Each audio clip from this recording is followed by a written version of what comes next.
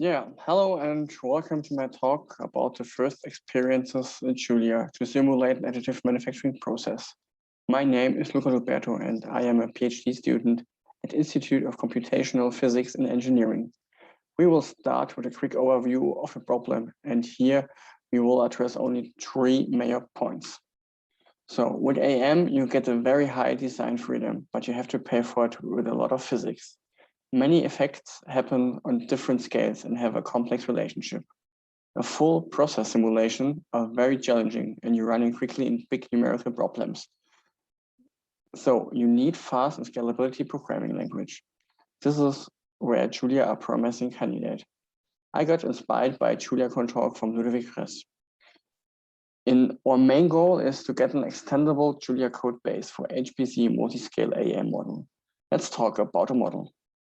For our first use case, we compute the 2D thermoelastical displacement and stresses caused by Gaussian heat sources.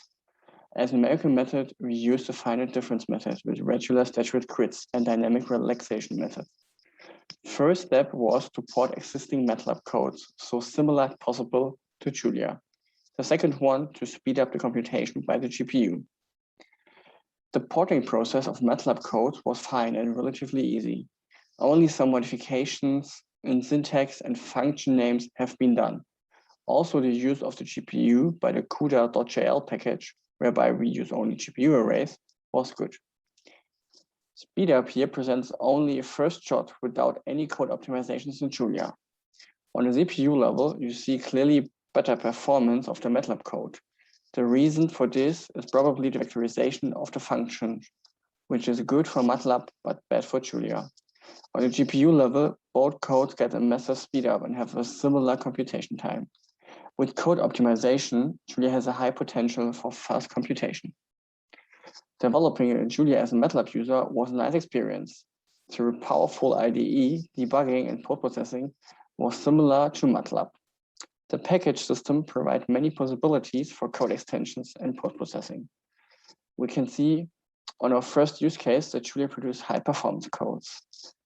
The syntax is similar to MATLAB. This gives you a quick progress in coding. Anyway, the concept is different. To use the full potential of Julia, you have to redesign your code.